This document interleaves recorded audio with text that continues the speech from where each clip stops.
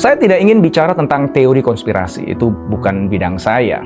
Saya ingin bicara tentang bagaimana persaingan bisnis berjalan di masa datang. Dulu, perusahaan yang dikdaya adalah mereka yang paling banyak karyawannya, paling keren kantornya, dan paling canggih teknologinya. Kini dan di masa datang, kunci kedikdayaan ada di model bisnis dan ekosistem yang membentuknya. Hari ini aja kita tahu ya bahwa bank tidak bisa lagi dikdaya hanya karena mengandalkan bunga simpanan atau pinjaman. Perusahaan manufaktur yang menguntungkan tidak harus punya pabrik yang besar. Musisi juga nggak bisa sepenuhnya bergantung pada perusahaan label rekaman. Bahkan konsultan kayak saya nggak bisa lagi sukses hanya mengandalkan keahlian dan pengalaman saja.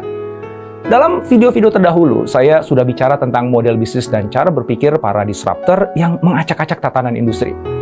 Mereka yang sebelumnya dipandang sebelah mata, kini menggeser posisi perusahaan-perusahaan legendaris dari daftar perusahaan terbesar di dunia. Batas-batas dan pakem-pakem industri sudah hilang. Semua sedang ditulis ulang. Mereka yang bisa menemukan algoritma pasar yang baru, kemudian menggunakannya untuk menciptakan lompatan nilai bagi pelanggan, akan menjadi penakluk baru dalam industri. Nah, untuk bisa melakukannya, ada 3 hal yang perlu kita miliki. Pertama adalah data. Siapa yang memegang data paling banyak, paling lengkap, paling akurat, dan mampu mengolahnya untuk menghasilkan insight, akan bergerak 1000 langkah lebih maju di depan. Yang kedua adalah empati. Siapa yang paling memahami psikologi pelanggannya, sosiologi pasarnya, sehingga mampu menemukan unmet needs, kebutuhan dasar yang belum terpuaskan, akan melihat jutaan peluang jauh hari sebelum yang lain menyadarinya. Dan ketiga adalah kreativitas. Kemampuan untuk menghubungkan titik-titik data dengan kebutuhan yang tidak terpuaskan secara tidak terduga, sehingga menciptakan lompatan nilai yang sebelumnya tidak terbayangkan oleh para pelaku industri dan bahkan oleh pelanggannya sendiri. Kenapa teknologi nggak masuk dalam daftar saya tadi? Teknologi itu penting ya, jelas. Tapi dudukannya adalah sebagai enabler, bukan modal utama. Netflix bukan yang pertama mengembangkan teknologi video streaming. Uber atau Gojek di Indonesia bukan yang pertama yang menciptakan teknologi ride sharing. Netflix, Uber, atau Gojek jadi perusahaan hebat karena mampu memanfaatkan dan kemudian mengembangkan teknologi yang ada untuk memampukan sebuah model bisnis baru yang disruptif.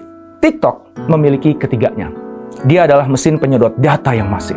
Teknologi AI-nya mampu membuatnya memahami penggunanya dengan sangat baik, bahkan lebih baik dari si penggunanya sendiri ketika ia memahami dirinya sendiri. TikTok juga membuka kotak Pandora kreativitas dari para developer dan penggunanya yang itu tanpa batas. Nah, dengan ketiga modal itulah TikTok terus berinovasi. Tahun lalu, TikTok meluncurkan TikTok Live yang ditujukan untuk para kreator, brand, UKM, pecinta game, hingga pemain di industri fashion. TikTok juga meluncurkan fitur Ask on TikTok yang merupakan fitur pertanyaan terkait tren yang nantinya akan dijawab oleh para pengguna melalui video singkat. TikTok juga membuka TikTok Shop yang didukung oleh ekosistem TikTok yang unik. Fitur ini memberi kesempatan pada brand dan penjual untuk mengembangkan bisnis mereka melalui distribusi video pendek dan fitur live shopping di akun TikTok mereka atau bekerja sama dengan para kreator. Saya tidak akan terkejut jika ByteDance akan terus mengeluarkan aplikasi demi aplikasi atau bahkan bisnis-bisnis baru yang kelihatannya tidak berkaitan dengan TikTok. Karena TikTok memang bukan tujuan akhirnya, melainkan hanyalah sebuah senjata untuk mencapai tujuan yang lebih besar.